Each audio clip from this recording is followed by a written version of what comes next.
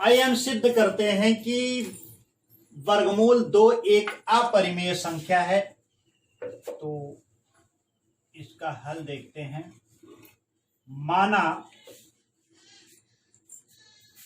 माना कि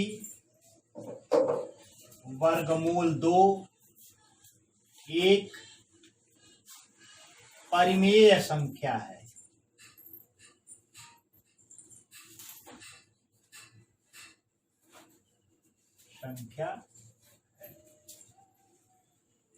तो वर्गमूल 2 को हमने अगर परिमेय संख्या मान लिया है तो वर्गमूल 2 को हम लिख सकते हैं P बटा Q के बराबर लिख सकते हैं, जहां P और Q सह अभाज्य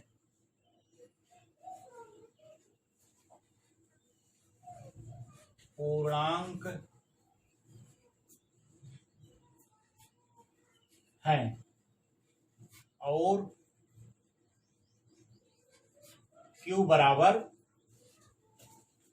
0 नहीं है।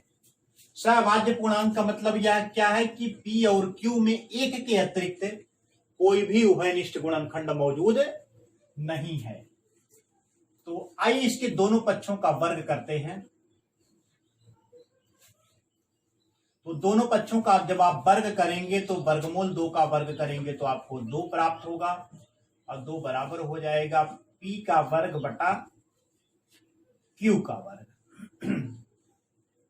अब इसे आप पक्षांतरित कर दीजिए। Q स्क्वायर को 2 के साथ लाइए तो 2 के साथ ये गुणा करेगा तो 2Q स्क्वायर बराबर हो जाएगा P स्क्वायर। अब यहां पर आप देख सकते हैं कि 2Q स्क्वायर बराबर P स्क्वायर के है। तो इसका अर्थ ये हुआ कि 2P स्क्वायर को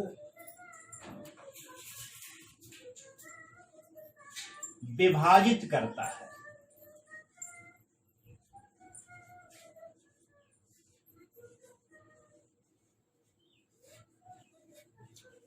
दो P स्क्वायर को विभाजित करता है या P स्क्वायर का 2 एक गुणनखंड है। तो क्योंकि 2P स्क्वायर को विभाजित करता है इसलिए 2P को भी विभाजित करेगा, इसलिए 2P को विभाजित करेगा।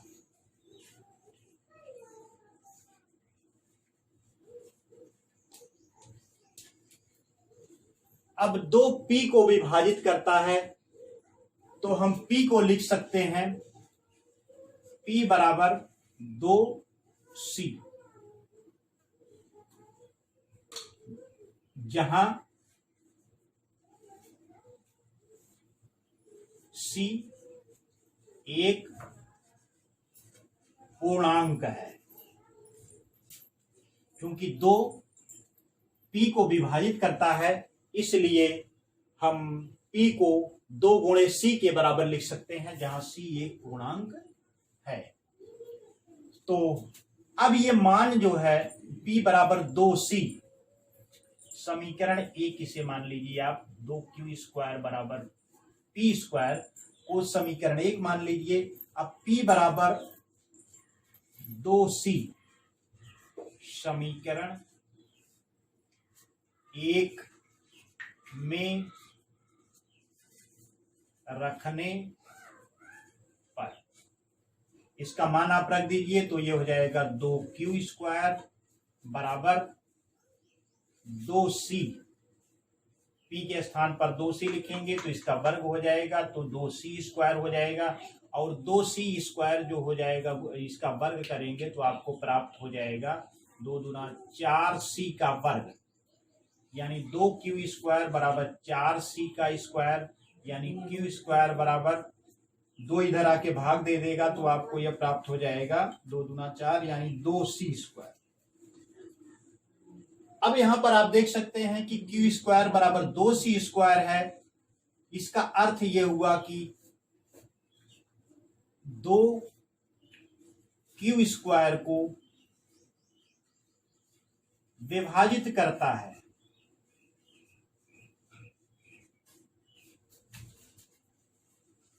दो क्यू स्क्वायर को विभाजित करता है। तो दो क्यू स्क्वायर को विभाजित करता है, इसका अर्थ यह है कि दो क्यू को भी विभाजित करेगा। यह हमारी प्रमेय कहती है कि अगर किसी संख्या के वर्ग को कोई संख्या विभाजित करती है तो वह संख्या उस संख्या को भी विभाजित करेगी। तो इसलिए दो क्यू को विभाजित करेगा।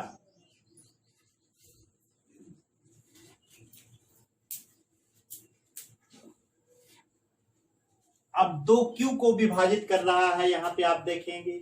और यहां पर हम देख रहे हैं कि दो पी को विभाजित करेगा और यहां पर दो क्यू को विभाजित करेगा, यानी दो पी और क्यू दोनों में ही एक उभयनिष्ठ गुणनखंड है। अर्थात दो पी और क्यू का उभयनिष्ठ गुणनखंड है।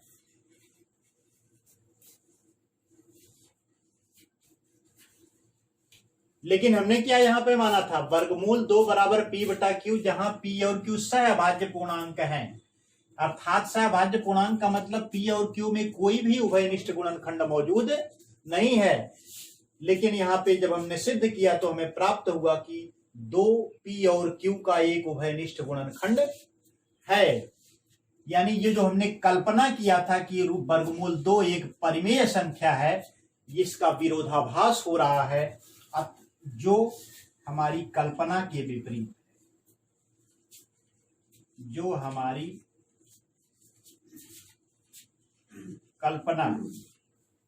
कल्पना में क्या किया था, वर्गमूल 2 एक परिमेय संख्या है, तो वर्ग के विपरीत है।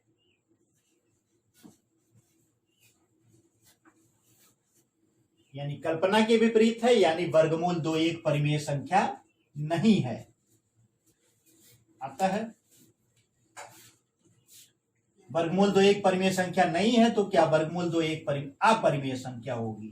अतः वर्गमूल 2 एक अपरिमेय संख्या है।